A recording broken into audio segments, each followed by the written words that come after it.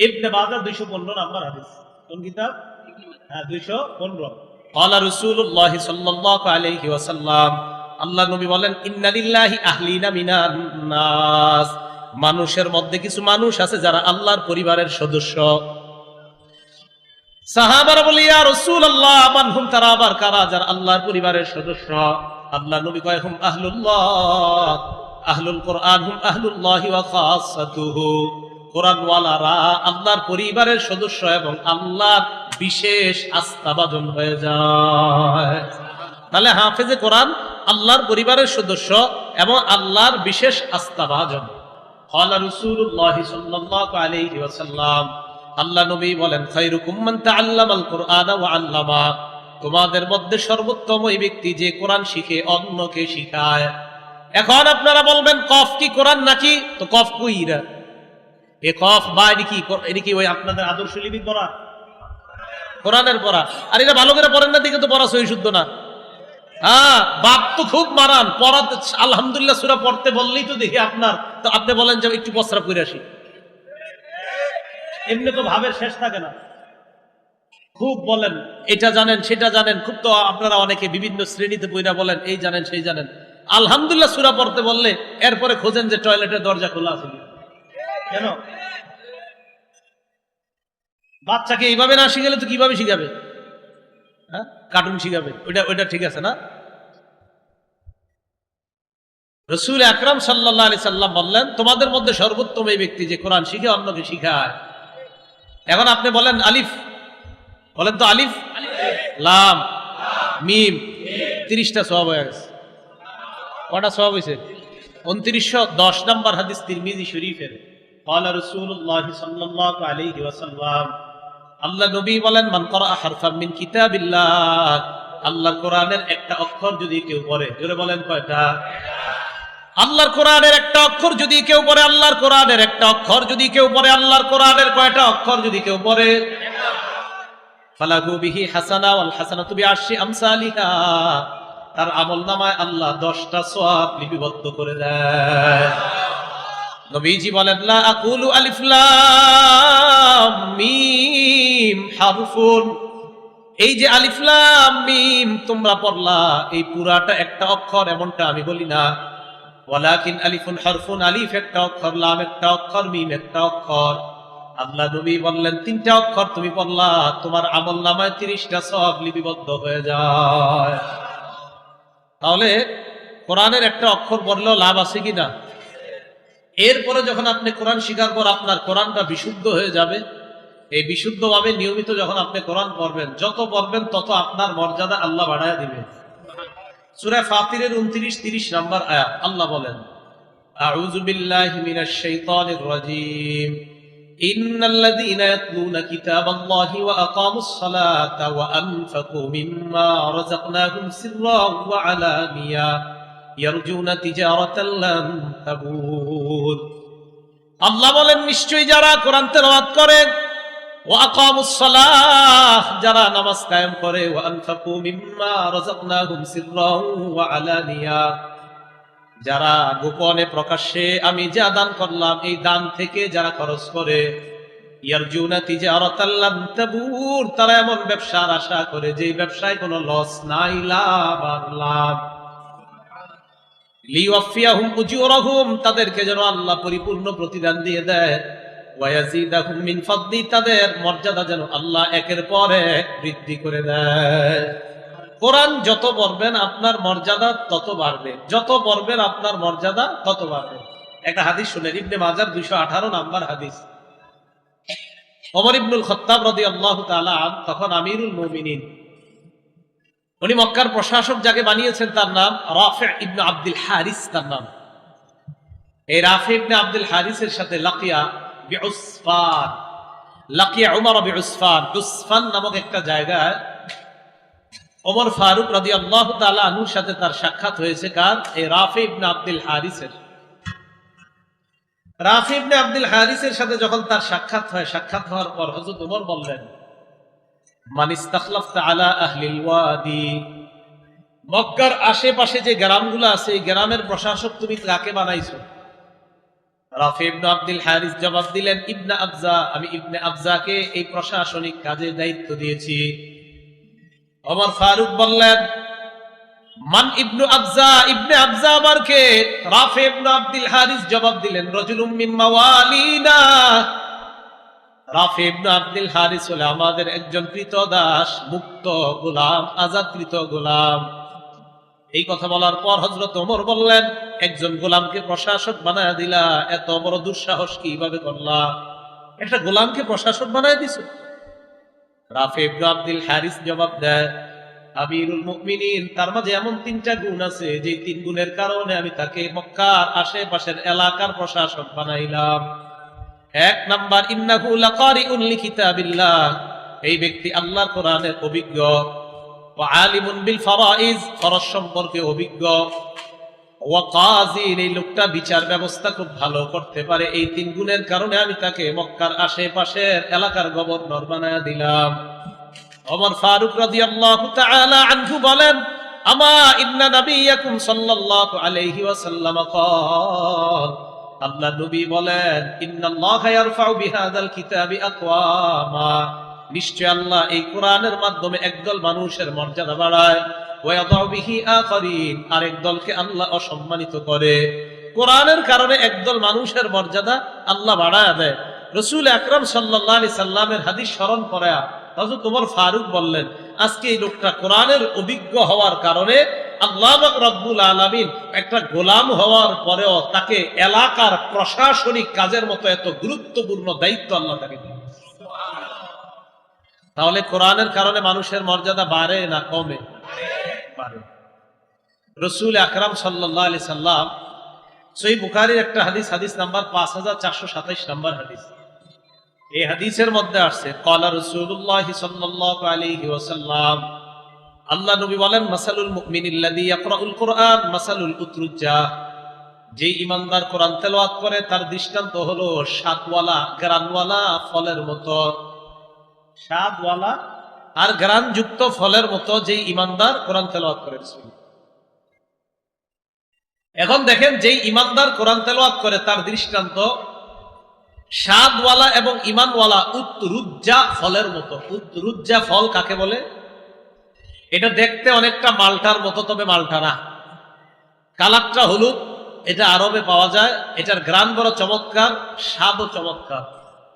রাসূল আকরাম সাল্লাল্লাহু আলাইহি সাল্লাম বলেন, যেই ঈমানদার কোরআন তেলাওয়াত করে তার দৃষ্টান্ত এই স্বাদওয়ালা আর গ্রানওয়ালা ঈমানদারের মতো হয়ে যায়। ওয়া মাসালুল মুমিনিল্লাযী লা ইয়াকরাউল কুরআন, যে ঈমানদার কোরআন পড়ে না, কামাসালিত তামর, তার দৃষ্টান্ত হলো খেজুরের মতো। যে ঈমানদার কোরআন পড়ে না তার দৃষ্টান্ত কার মতো? খেজুরের মতো। লা রিহা লাহা, তার কোনো গ্রান নাই। ওয়া তা'মুহা হুলওয়ান, খেজুরের স্বাদ আছে কিন্তু খেজুরের কোনো গ্রান নাই। যেই ঈমানদার কোরআন পড়ে না তার দৃষ্টান্ত খেজুরের মতো, খেজুরের গ্রান নাই তবে খেজুরের স্বাদ আছে। আর যেই ঈমানদার কোরআন পড়ে তার দৃষ্টান্ত উতরুজ্জা ফলের মতো, যেই ফলের গ্রানও আছে স্বাদও আছে।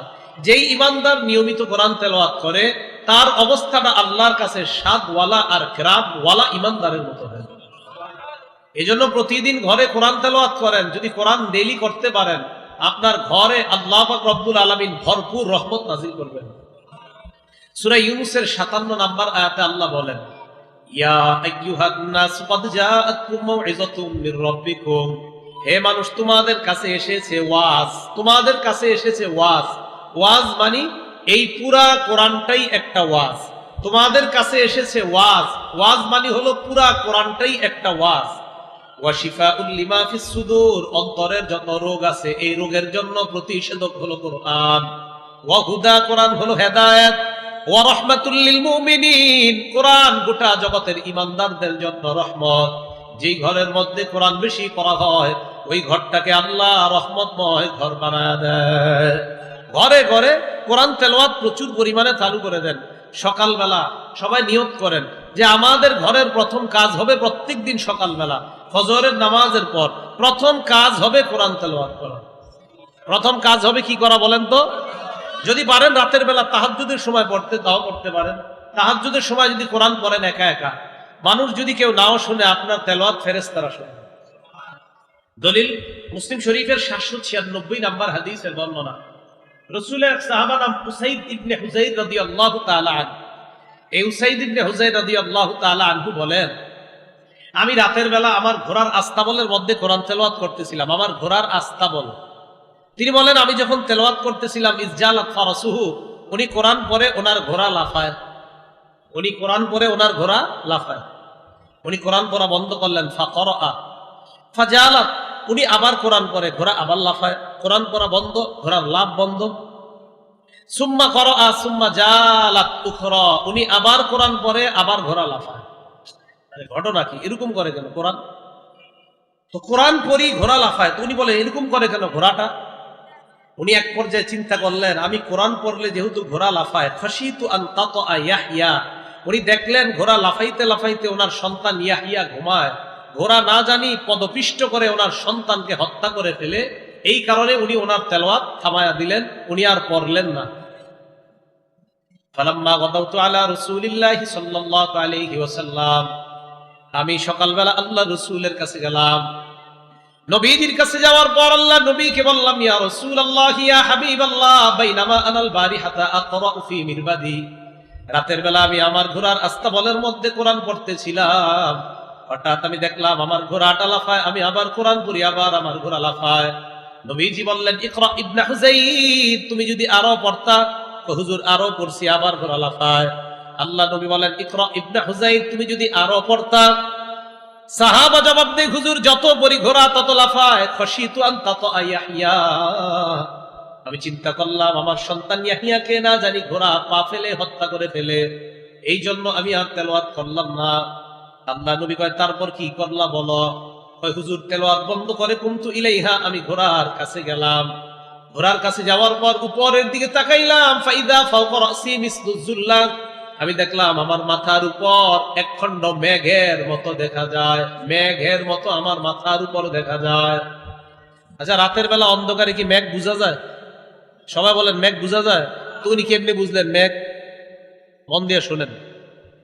উনি বলতেছে যে মেঘ দেখলাম, তো মেঘ এখন উনি বুঝলেন কেমনি যে মেঘ? সাহাবা উসাইদ ইবনে হুযাইর বলেন, শোনো তোমরা, ওই মেঘ আমি যখন দেখলাম, দুনিয়ার ঝাড় বাতি গুলা যখন আমরা দেখি, ঝাড় বাতি চিনেন তো? এই ঝাড় বাতি গুলা, ঝাড় বাতি কিন্তু হাদিসে নাই, হাদিসে ঝাড় বাতি নাই। এই ঝাড় বাতি শব্দটা আমার পক্ষ থেকে বললাম আমরা বুঝার জন্য। উনি বলেন, ফিহা আমসালুস সুরুজ, ওই মেঘের মধ্যে দেখলাম অসংখ্য অগণিত বাতি দেখা যায়। এটা হাদিসে আছে। ঝাড় বাতি শব্দটা হাদিসে নাই, কিন্তু অসংখ্য অগণিত বাতি দেখা যায়, এটা হাদিসে আছে। তারপর কি দেখলাম?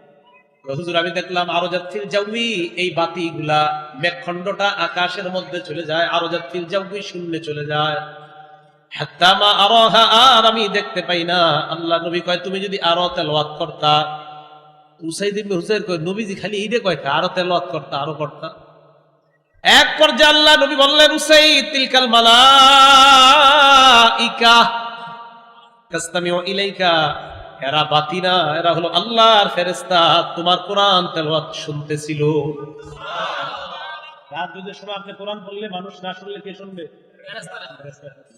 এখন বলেন 3:30টায় বাচ্চারা কোরআন তেলাওয়াত যখন করে, তখন যদি আপনারা নাও শুনেন, এলাকাবাসী, চেয়ারম্যান, মেম্বার সাহেব, এলাকার সবাই যদি ঘুমান, কে শুনবে? ফেরেশতারা শুনবে। তিলকাল মালাইকাতু তাসতামিউ ইলাইকা, যে তোমার পড়া, না নবী হাদিসে কি শব্দটা বলছে? তোমার পড়া ফেরেশতারা কান পেতে মনোযোগ সহকারে শুনতেছিল। পরে কি কইছে এটা তো আপনাদেরকে বললে অবাক হবেন, হাদিস শেষ হয় নাকি। রাসূল বলতেছি, রাসূল সাল্লাল্লাহু আলাইহি সাল্লাম বললেন, উসাইদ তুমি যদি ফজরের আজান পর্যন্ত পড়তা, লাউ করাতা, তুমি যদি ফজরের আজান পর্যন্ত পড়তা, আসবাহাত, ওই সকাল হয়ে যাইতো, হাত্তা ইয়ারাহান নাস মা তাস্তাতিরু ইলাইহিম, ফজরের সময় যে মুসল্লিগুলা মসজিদে আসতো, তারা আসার সময় সব চোখে ফেরেশতাদেরকে দেখতে পেত। তাহলে রাতের বেলা যদি কোরআন পড়েন, এটারও লাভ আছে, প্রচুর লাভ। বলছিলাম সকালবেলা ফজরের পর কোরআন পড়া। তো আপনাদের মাঝে যদি কারো তাহাজ্জুদ নামাজ পড়ার অভ্যাস থাকে, তাহলে আপনারা কোরআন তেলাওয়াত করবেন। আমার আগে মুফতি আমজাদ সাহেব হুজুর আসতে আসতে দেখলাম বলতেছিলেন ইবনে আব্বাস রাদিয়াল্লাহু তাআলা আনহুর বর্ণনা, যে ইবনে আব্বাসকে রাসূল সাল্লাল্লাহু আলাইহি সাল্লাম ইবনে আব্বাস নবীজির কাছ থেকে তাহাজ্জুদের নামাজ শিখছে। হুজুর আলোচনা করতেছিলেন। সহিহ বুখারী 699 নম্বর হাদিস আছে, 183 নম্বর হাদিসও আছে, স্পষ্ট লম্বা হাদিস। আব্দুল্লাহ ইবনে আব্বাস রাদিয়াল্লাহু তাআলা নবীজির কাছে তাহাজ্জুদ শিখছে, নবীজির সাথে তাহাজ্জুদ পড়ছে। এখন অনেকে একটা প্রশ্ন তুলছে, হুজুর ইবনে আব্বাসের বয়স তখন কত ছিল? বুখারী শরীফে তো ওনার বয়স লেখা নাই, আসলেই লেখা নাই। বুখারী 699 নম্বর হাদিসে ওনার বয়স এই শব্দটা লেখা নাই, 183 নম্বর হাদিসেও বয়স লেখা নাই। তাফসীর অধ্যায় বুখারী শরীফে অসংখ্য অগণিত বর্ণনা আছে তাহাজ্জুদ যে ইবনে আব্বাস নবীর সাথে পড়ছে।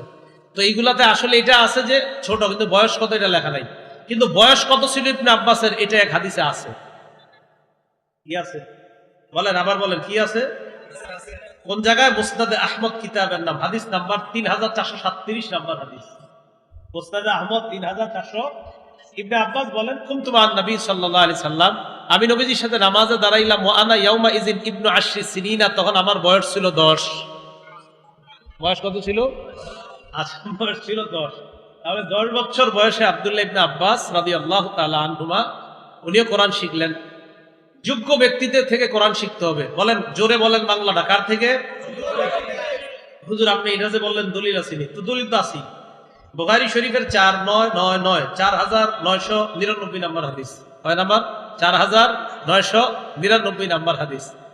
এই হাদিসের মধ্যে আসছে রাসূল আকরাম সাল্লাল্লাহু আলাইহি সাল্লাম বলেন, খুযুল কুরআন মিন আরবাআতিন, তোমরা 4 ব্যক্তি থেকে কোরআন শিখো। মিন আব্দুল্লাহ ইবনে মাসউদ, আব্দুল্লাহ ইবনে মাসউদ থেকে শিখো। ওয়া সালিম, সালেম থেকে শিখো।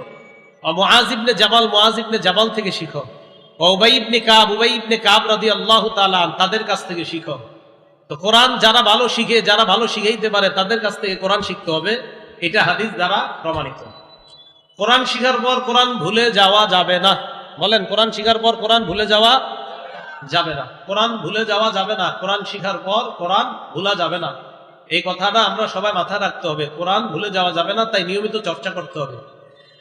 বাচ্চারা কোরআন নিয়মিত চর্চা করার সবচেয়ে সেরা উপায় হলো আবাসিক মাদ্রাসায় থাকা। কি বললাম? আমি বলছি না আপনার সন্তানকে অনাবাসিক রাখেন না, এটা বলি না, অনাবাসিক পড়ান আপনি।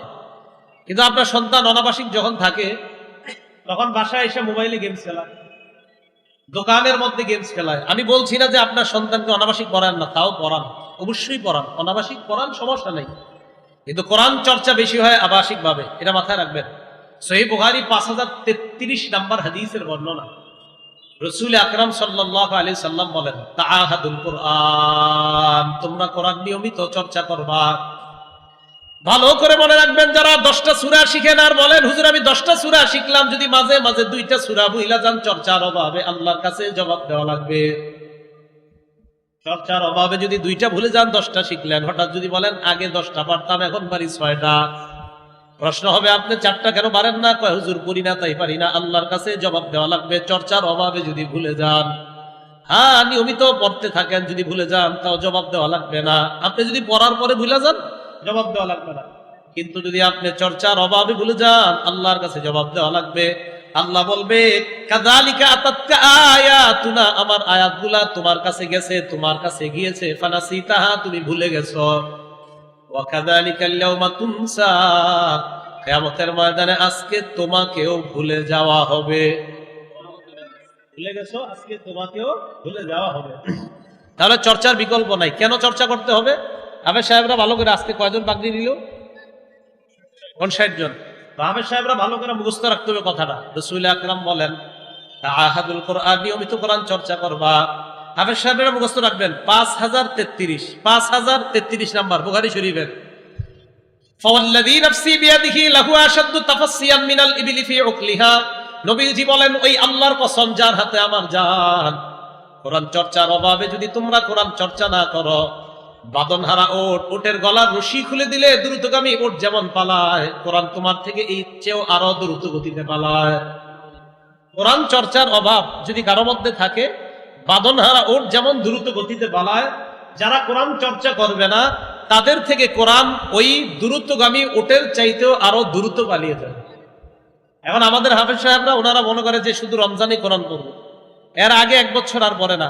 উচিত তো 7 দিনে 1 খতম কোরআন পড়া। কয় দিনে? নিয়মটা মনে রেখেন। সূরা ফাতিহা থেকে সূরা মাইদা পর্যন্ত প্রথম দিন পড়বেন, দ্বিতীয় দিন সূরা মাইদা থেকে আপনি পড়বেন হলো সূরা ইউনুস পর্যন্ত। তৃতীয় দিন পড়বেন সূরা ইউনুস থেকে সূরা বনী ইসরাইল পর্যন্ত। চতুর্থ দিন পড়বেন সূরা বনী ইসরাইল থেকে সূরা আপনার শুআরা পর্যন্ত। পঞ্চম দিন পড়বেন সূরা শুআরা থেকে সূরা ওয়াস-সাফফাত পর্যন্ত। সপ্তম দিন ওয়াস-সাফফাত থেকে সূরা নাস পর্যন্ত। এটার জন্য একটা জিনিস মনে রাখবেন, আপনাদের আগের প্রোগ্রামে আমি বলছি তাফসীরুল কোরআনের আরেকটা প্রোগ্রাম হয়েছে কই জানেন, ওখানে বলছিলাম ফামি বিশাউকিন, মনে রাখবেন, বলেন ফামি বিশাউকিন, বলেন ফামি, হাবেশ সাহেবরা মনে রাখতে হবে ফামি বিশাউকিন। ফা দিয়া সূরা ফাতিহা, মিম দিয়া সূরা মাইদা। ফামি মানে প্রথম দিন সূরা ফাতিহা থেকে মিম সূরা মাইদা পর্যন্ত। ফামি, মিমের পরে ইয়া, এই মিম মানে সূরা মাইদা, ইয়া মানে সূরা ইউনুস, তাহলে ফামি, ফা সূরা ফাতিহা, মিম সূরা মাইদা, ইয়া সূরা ইউনুস, বিশাউকিন বা সূরা বনী ইসরাইল, শিন সূরা শুআরা, আর হলো আপনার ওয়া হলো সূরা ওয়াস-সাফফাত, আর সূরা ওয়াস-সাফফাত থেকে এরপর আছে কফ, সূরা কফ পর্যন্ত। সূরা কফ থেকে সূরা নাস পর্যন্ত সপ্তম দিন। তাহলে প্রথম দিন সূরা মাইদা পর্যন্ত, দ্বিতীয় দিন সূরা ইউনুস পর্যন্ত, তৃতীয় দিন সূরা বনী ইসরাইল, চতুর্থ দিন সূরা শুআরা, পঞ্চম দিন সূরা ওয়াস-সাফফাত, ষষ্ঠ দিন সূরা কফ, সপ্তম দিন সূরা নাস পর্যন্ত। এই 7 মঞ্জিলে এক খতম কোরআন পড়া 7 দিনে। যদি 7 দিনে না পারেন 10 দিনে, 10 দিনে না পারেন 30 দিনে, 30 দিনে না পারলে অন্তত 40 দিন এক খতম কোরআন পড়া। কয় দিনে? 40 দিনে। 40 দিন, রমজান পর্যন্তই কোরআন পড়ে। আর 40 দিনে যে এক খতম পড়া উচিত, এটা শুধু হাফেজ না, সবার, আপনাদের সবার। যদিও আপনারা রমজানে 10 খতম দেন, পুরা বছর এক খতমও দেন না, এটা ঠিক না। রমজান ছাড়াও প্রত্যেক দিন ঘরে ঘরে কোরআন প্রচুর পরিমাণ তেলাওয়াত করার চেষ্টা করবেন, আল্লাহ তৌফিক দান করেন। হাফেজে কোরআনকে সম্মান করা মানে আল্লাহকে সম্মান করা না, কথাটা হয় নাই। আমার সাথে বাংলাটা সবাই বলেন, বলেন হাফেজে কোরআনকে সম্মান করা, জোরে জোরে, আল্লাহকে সম্মান করা। এইবার আপনারা বলেন হাফেজে কোরআনকে সম্মান করা, আবার হাফেজে কোরআনকে সম্মান করা। দলিল আবু দাউদ শরীফ হাদিস নাম্বার 4843 নাম্বার হাদিস।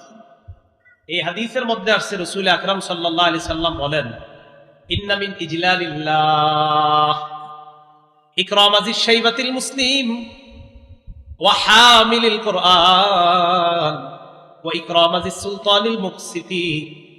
সাদা দাড়িওয়ালাকে সম্মান করা, মুরব্বীকে সম্মান করা, বুড়া মানুষকে সম্মান করা মানে আল্লাহকে সম্মান করা। হাফেজে কোরআনকে সম্মান করা মানে আল্লাহকে সম্মান করা। ন্যায়পরায়ণ শাসককে সম্মান করা মানে আল্লাহকে সম্মান করা। 3 জনকে সম্মান করা মানে আল্লাহকে সম্মান করা। তাহলে হাফেজে কোরআনকে সম্মান করা মানে কাকে সম্মান করা? আল্লাহ। বলেন আমার সাথে, হাফেজে কোরআন আল্লাহর পরিবারের সদস্য। বলেন আল্লাহর বিশেষ লোক। হাফেজে কোরআন আল্লাহ, উনি প্রধানমন্ত্রীর বিশেষ লোক। হাফেজে কোরআন আল্লাহর বিশেষ লোক। হাফেজে কোরআন আল্লাহর বিশেষ লোক। বান্দা তোমরা আমার বান্দা, হাফেজে কোরআন আমার বিশেষ, আমার বিশেষ, আমার পার্সোনাল। সব বান্দারা আল্লাহর বান্দা, হাফেজে কোরআন আল্লাহর পার্সোনাল বান্দা। আপনি বললে হবে না তো, দলিল দেন। ইদানিং দলিল খালি দিবেন, তাহলে হবে। আবার এখন দলিল দেন। ইবনে মাজাহ 215 নাম্বার হাদিস। কোন কিতাব? 215। ক্বালা রাসূলুল্লাহ সাল্লাল্লাহু আলাইহি ওয়াসাল্লাম, আল্লাহ নবী বলেন, ইন্না লিল্লাহি আহলিনা মিনান নাস, মানুষের মধ্যে কিছু মানুষ আছে যারা আল্লাহর পরিবারের সদস্য। সাহাবারা বলে, ইয়া রাসূলুল্লাহ মান হুম, তারা আবার কারা যারা আল্লাহর পরিবারের সদস্য? আল্লাহ নবী কয়, হুম আহলুল্লাহ, আহলুল কোরআন হুম আহলুল্লাহি ওয়া খাসাতুহু। কোরআনওয়ালারা আল্লাহর পরিবারের সদস্য এবং আল্লাহর বিশেষ আস্থাভাজন হয়ে যায়। তাহলে হাফেজে কোরআন আল্লাহর পরিবারের সদস্য এবং আল্লাহর বিশেষ আস্থাভাজন। আরেকটা কথা আমরা সবাই মনে রাখবেন, এটা আজকে থেকে আপনারা আমল করবেন, হাত উঠাবেন আমি বলার পরে। আগে বলি, কোরআন মাঝে মাঝে অন্যকে শোনাবো। রাজি আছেন ইনশাআল্লাহ?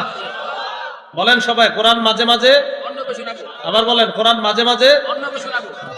এবার হাফেজ সাহেব হুজুর এখানে আছে, তো হুজুর মাদ্রাসায় কি আপনার সবিনা হয় না? সবিনা হয় না? তাহলে সবিনা মানে কি জানেন না আপনারা? কি সবিনা মানে কি? একজনে দাঁড়ায় পরে আর অন্যজন শোনে। তাহলে এই কাজটা কোথায় হয় বেশি? এটা কি সত্যি না আন্দাজি? আমি কি এটা আন্দাজি বললাম না সত্যি? সত্যি। সহিহ বুখারী হাদিস নাম্বার 4964 নাম্বার হাদিস। মানে এটারও কিন্তু একটা দলিল আছে। রাসূল আকরাম সাল্লাল্লাহু আলাইহি সাল্লাম মানে মাঝে মাঝে অন্যরে শোনানো। নবীজির সাহাবা উবাই ইবনে কাব রাদিয়াল্লাহু তাআলা আনহু বলে, উবাই ইন্নাল্লাহা আমারানি আন আকরা আলাইকা, আল্লাহ আমারে হুকুম করছে আমি যেন তোমারে কোরআন পড়ে শোনাই। উবাই ইবনে কাব হুজুর কি বললেন? আল্লাহু সাম্মানি, আল্লাহ আমার নাম নিছে? আল্লাহ কি আমার নামটা নিয়ে বলছে যে আপনি আমারে কোরআন শোনাইবেন? দেখেন এই হাদিস যখন পড়ি আমি তো আশ্চর্য হয়ে যাই। উবাই ইবনে কাব হুজুর আল্লাহ কি আমার নামটা নিয়ে বলছে আমারে কোরআন শোনাইতে? তো নবীজি কয়, হ্যাঁ, আল্লাহু সাম্মাকা লি, আল্লাহ তোমার নামটা নিয়েই বলছে আমি যেন তোমারে কোরআন শোনাই। উবাই ইবনে কাবের নাম কেন নিলেন আল্লাহ? উবাই ইবনে কাব রাদিয়াল্লাহু তাআলা আনহুর তেলাওয়াত ছিল বড় চমৎকার, কোরআনের সাথে এত গভীর সম্পর্ক ছিল, তা আল্লাহর সাথে ওনার নিবিড় এবং গভীর একটা সম্পর্ক ছিল। আল্লাহ বললেন নবীরে, উবাই ইবনে কাবকে আপনি কোরআন শোনান। তাহলে কোরআন অন্যরে শোনানোর দলিল আছে? এখন বলেন শোনানোর দলিল আছে কিনা?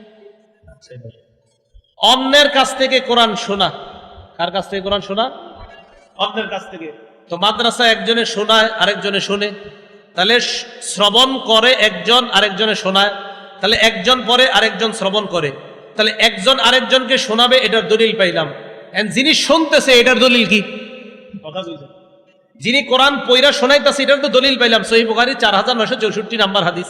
আর যিনি শুনতেছে এটার দলিল কি? হ্যাঁ, এটার দলিল আছে, সহিহ বুখারীর 5055 নাম্বার হাদিস। আব্দুল্লাহ ইবনে মাসউদ রাদিয়াল্লাহু তাআলা আনহুকে রাসূল আকরাম সাল্লাল্লাহু আলাইহি সাল্লাম বলেন, ইবনে মাসউদ ইকরা আলাইয়া, তুমি আমারে কোরআন পয়রা শোনাও। সুবহানাল্লাহ। উবাই ইবনে কাবরে কি বলছে? আল্লাহ বলছে তোমারে শোনাইতে। আর আব্দুল্লাহ ইবনে মাসউদকে বলে, আব্দুল্লাহ ইবনে মাসউদ তুমি আমারে কোরআন পয়রা শোনাও। আব্দুল্লাহ ইবনে মাসউদকে, হুজুর এটা আপনি কি বললেন?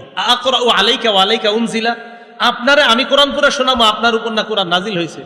কারে তুমি শোনাও তো। উহিব্বু আন আসমাআকু মিন গায়রি, মাঝে মাঝে এটা আমার পছন্দ যে অন্যের কাছ থেকে কোরআন শুনি।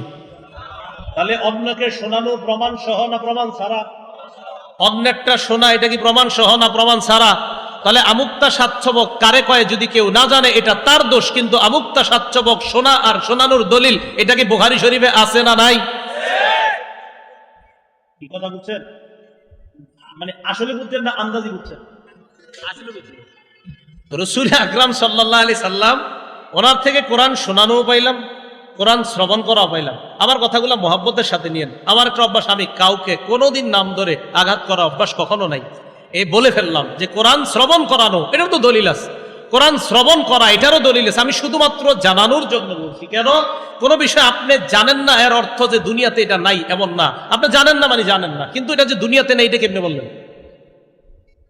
এই জন্য বলেন, এই জন্য বলেন পড়ালেখা বেশি করতে হবে। বলেন এজন্য পড়ালেখা বেশি করতে হবে। এবার আরেকটা বাংলা বলেন, পড়ালেখা কেন বেশি করতে হবে বলেন বাংলাটা। জবাব শুনেন। লেখা দুনিয়ার সৃষ্টির শুরুতেই লেখা পাওয়া যায় অস্তিত্বে। নবুয়তের অস্তিত্বের শুরুতে আল্লাহ রসুলের 23 বছরের নবুয়তি জীবন শুরু হয়েছে পর দিয়ে, দুনিয়া সৃষ্টি শুরু হয়েছে লেখা দিয়ে, তাই পড়ালেখা করতে হবে। আচ্ছা দলিল, এটারও তো দলিল লাগবে, দলিল ছাড়া তো আমাদের জীবনে চলবে না। আবু দাউদ শরীফ হাদিস নাম্বার 4700 নাম্বার হাদিস। এই হাদিসের মধ্যে আসছে রাসূল আকরাম সাল্লাল্লাহু আলাইহি সাল্লাম বলেন, ইন্না আউওয়ালা মা খালাকাল্লাহুল খালকা আল কলম, আল্লাহ সর্বপ্রথম যে সৃষ্টিটা করছে কলম। বলেন আল্লাহ প্রথম সৃষ্টি করছে কি নাকি অন্য কিছু? তো নাম না কোন নূর? হ্যাঁ কিরে ভাই, সহিহ হাদিসে আছে কলম। এখন নূর মানে আমি কিন্তু কাউরে আঘাত করছি না, নূর আবার কোত্থেকে পাইছেন এটা মানে আমি জানতে চাই আর কি। আল্লাহ সর্বপ্রথম কি বানাইছে? আবার জোরে বলেন কি বানাইছে? কলম বানানোর পর আল্লাহ কলমকে বললেন উক্তুব, কলম তুমি লেখো। কলম কথা বলা শুরু করছে। সুবহানাল্লাহ। কলম আল্লাহরে বলে মাযা আকতুবু ইয়া রাব্বি, আল্লাহ আমি কি লিখবো? আল্লাহ বললেন উক্তুব মাকাদিরা কুল্লি শাইইন হাত্তা তাকুমাস সাআ, কিয়ামত পর্যন্ত যা ঘটবে সব লেখো। তাহলে দুনিয়ার সৃষ্টিতে লেখা পাইলাম। বলেন দুনিয়ার সৃষ্টির শুরুতে কি পাইলাম? আরো জোরে, লেখা শুরুতে কি পাইলাম? আমার নবী হেরা পর্বতের মধ্যে আছে, বুখারীর 3 নাম্বার বর্ণনা, ইয়াতাহান্নাসু, আল্লাহ রাসূল রাতের বেলা ইবাদত করতে লাগলেন, 30 দিন হয়ে গেছে।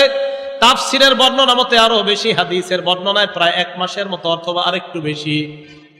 বুখারীর 3 নাম্বার বর্ণনা, জিবরিল আমিন আসছে, আসার পর কয় সর্বপ্রথম আইসাই সর্বপ্রথম ইয়া মুহাম্মদ পড়েন হে মোহাম্মদ, পড়েন হে মোহাম্মদ। নবুয়তের জীবন শুরু হলো পড়া দিয়ে, দুনিয়া সৃষ্টির শুরু হলো লেখা দিয়ে। তাই লেখা আর পড়া যত বেশি করবেন তত বেশি মনে হবে আমার মধ্যে ভুলের শেষ নাই, আরেকজনের ভুল কি ধরব।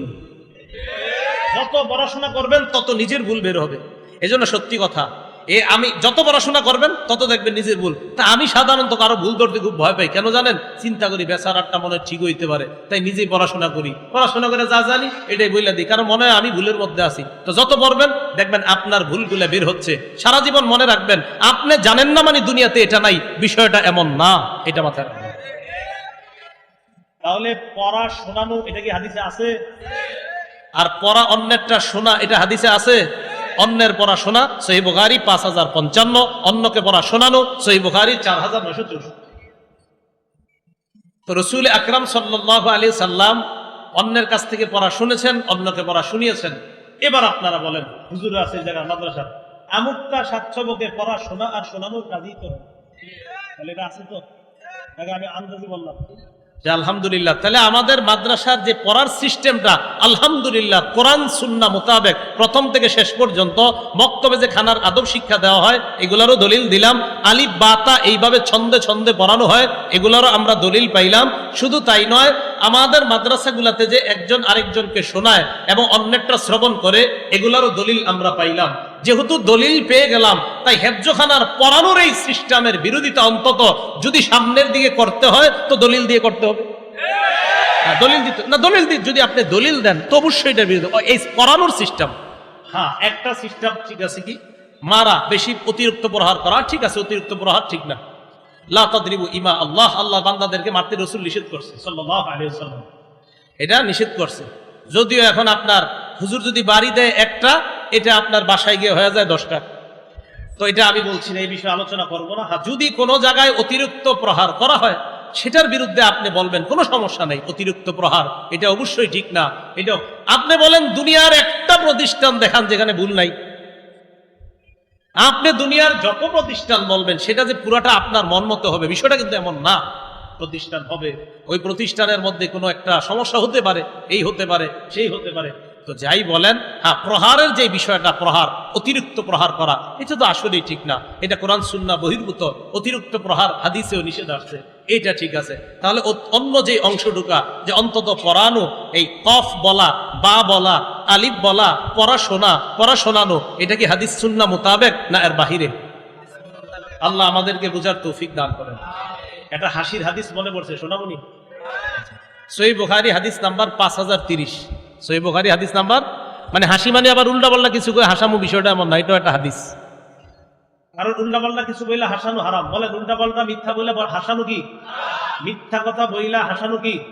তো এটা দলিল আগে দেন। মিথ্যা বইলা যে কাউরে হাসাইলে এটা হারাম, এটা দলিল আগে দেন। পরে বুখারীর 5030 নাম্বার হাদিস আনি। তিরমিজি শরীফের যেহেতু এটা এসে পড়ে, তিরমিজি শরীফের 2315 2315 নাম্বার হাদিস। এই হাদিসে আসছে রাসূল আকরাম সাল্লাল্লাহু আলাইহি সাল্লাম বলেন, ওয়াইলুন লিল্লাযী ইউহাদ্দিসু বিল হাদিস লিইউদহিকা বিহিল কওম ফায়াকযিবু। ওই ব্যক্তি ধ্বংস যে ব্যক্তি মানুষকে মিথ্যা কথা বলে হাসানোর জন্য। ওয়াইলুল্লাহ, সে ধ্বংস, সে ধ্বংস। গত সপ্তাহে এক জায়গায় আমি বয়ান করছি, তো বয়ানে বসার আগে একজন আমাদের মাদ্রাসারই একজন আলোচনা করতেছে। তো করতে করতে কয়, যদি মাদ্রাসায় না পড়েন তাহলে আপনারা সাধারণ মানুষরা এই জবাব দিতে পারবেন না যে গোসলের ফরজ কয়টা। তখন আপনারা গোসলের ফরজ জিজ্ঞাসা করলে আসলটা না বইলে এটা বলবেন যে গোসলের ফরজ 3টা, সাবান, গামছা, লুঙ্গি। দেখেন এটা একটা ফালতু কথা। যে ভাই এই কথাটা মাইকে বলছে, এটা কোনো মানুষ কয় না। এটা মাদ্রাসায় যারা না পড়ে তারাও কোনোদিন এই কথা কয় না যে গোসলের ফরজ 3টা, তোয়াল্লা, গামছা, সাবান। আমি বিশ্বাস করি স্কুল কলেজ ভার্সিটির কেউ এই কথা বলে নাই। এটা বানানো কথা, এটা অনর্থক ফালতু কথা। এটা কে বলছে? আমি সাথে সাথে আপনি এই কথা বললেন, এটা একটা অনর্থক কথা। অনর্থক কথা বলা হাদিসে নিষেধ। সহিহ বুখারী 6473 নম্বর হাদিস, মুগীরা ইবনে শুবার বর্ণনা। কানা রাসূলুল্লাহ ইয়ানহা আন কিলা ওয়া ক্বাল। রাসূল সাল্লাল্লাহু আলাইহি সাল্লাম অনর্থক আজাইরা পেঁচাল বাড়তে নিষেধ করছে। কেন এই কথা বলেন? অনর্থক কথা বলা যাবে না, অনর্থক কথা বলা নিষেধ। কোন মানুষটা কইছে বলেন? স্কুলের কোন ছাত্র কোনদিন গোসলের ফরজ 3টা, যে তোয়াল্লা, গামছা, সাবান অসম্ভব। স্কুলেরও কেউ বলে নাই, মাদ্রাসারও কেউ বলে নাই, কোন কৃষকও এই কথা বলবে এটা আমার বিশ্বাস হয় না। এটা বানানো কথা। এই ভাই ওই জায়গায় বলছে, আমি বললাম সাথে সাথে বলছি এটা একটা ফালতু কথা, এটা অনর্থক কথা। অনর্থক কথা বলা যাবে না।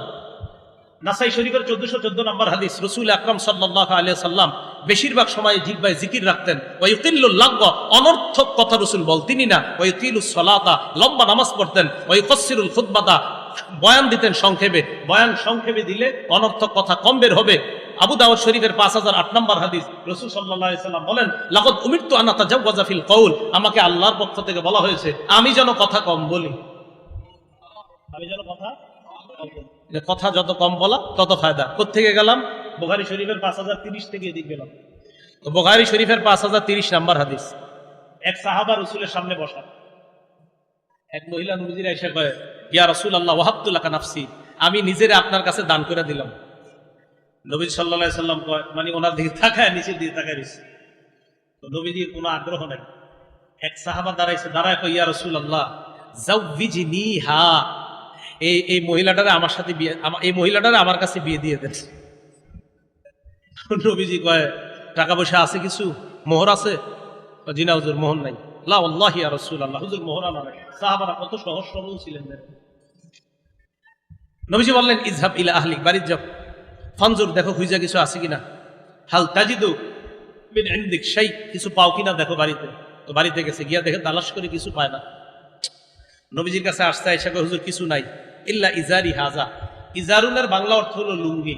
তো এই জায়গায় অর্থ হবে ওই সময় আপনার তহবল, পুরা শরীর ঢাইকা রাখতেন একটা কাপড় দিয়ে, পুরা শরীর, এরকম একটা ওনার ছিল। বাকি ইজারের বাংলা অর্থ লুঙ্গি, ওই সময় এটাকে তহবল বলতে পারে, আমরা পুরা শরীর ঢেকে রাখতেন। তো নবীজি সাল্লাল্লাহু আলাইহি সাল্লাম তো এইটাই আছে তোমার, জি হুজুর আর কিছু নাই। এইটা যদি তোমার অর্ধেক দেই তোমার বিবিরে, অর্ধেক তোমারে দেই, তো তুমি যদি এরকম নিচের অংশ ঢাকা, উপরে শরীর তো খোলা থাকবে, তাহলে না, বিয়ে আর হইব না, যাও। উনি বিয়ে করতে পারলো না, কারণ মোহরানা কিচ্ছু নাই। নবীজি বলছিলেন, আল্লাহ ফাতিমা মিন হাদিদ, একটা লোহার আংটি হইলেও আনো। এই লোহার আংটিও নাই।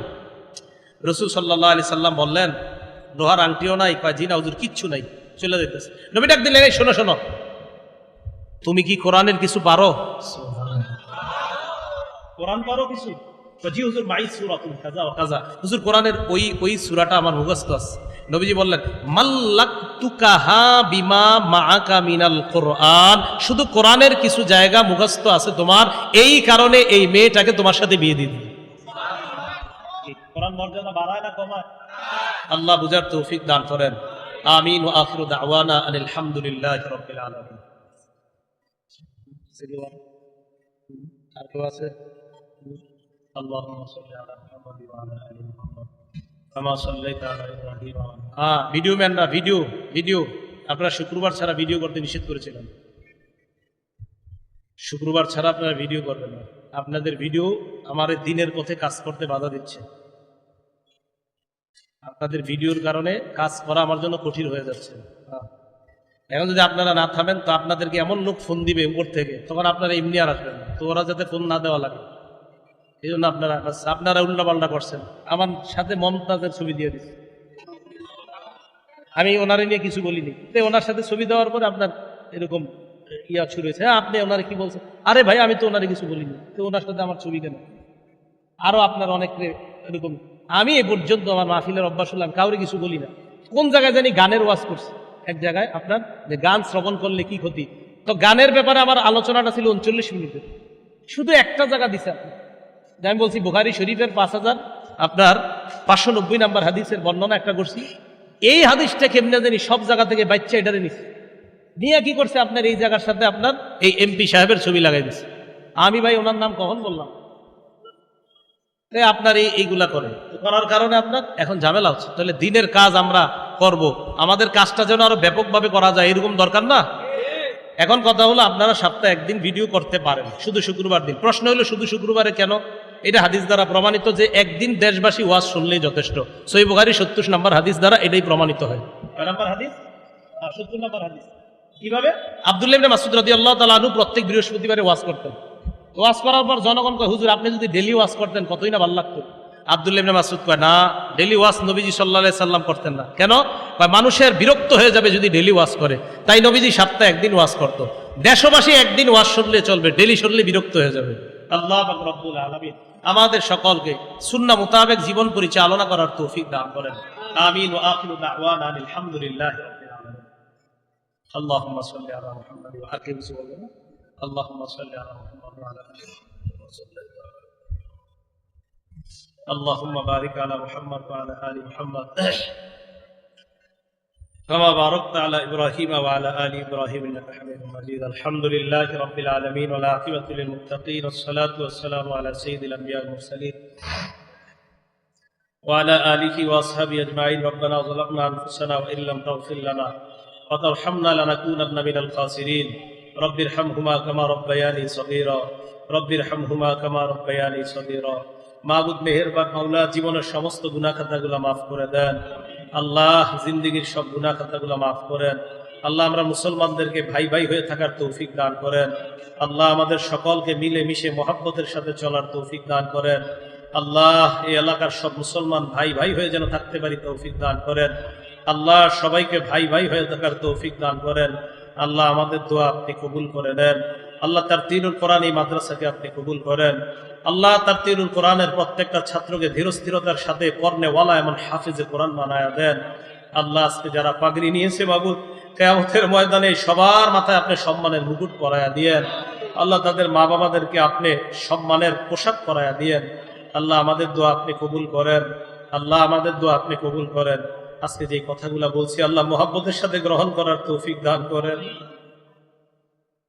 আল্লাহ মোহাব্বতের সাথে কথাগুলো গ্রহণ করার তৌফিক দান করেন আল্লাহ আমাদের দোয়া আপনি কবুল করেন আল্লাহ খানা খাওয়ার সময় ঘরে ঢোকার সময় ঘর থেকে বের হওয়ার সময় তথা আমাদের 24টা ঘন্টা আপনার হাবিবের সুন্নাহ মোতাবেক কাটানোর তৌফিক দান করেন আল্লাহ আমাদের দোয়া আপনি কবুল করেন আল্লাহুম্মা সাল্লি ওয়া সাল্লিম ওয়া বারিক আলা মুহাম্মদ সুবহানা রাব্বিকা রাব্বিল ইজ্জাতি আম্মা ইয়াসিফুন ওয়া সালামুন আলাল মুরসালিন আলহামদুলিল্লাহি রাব্বিল আলামিন ভাই একটু যাওয়ার ব্যবস্থা করে দেন মুসাফা প্রথমে অনেক হয়েছে এখন না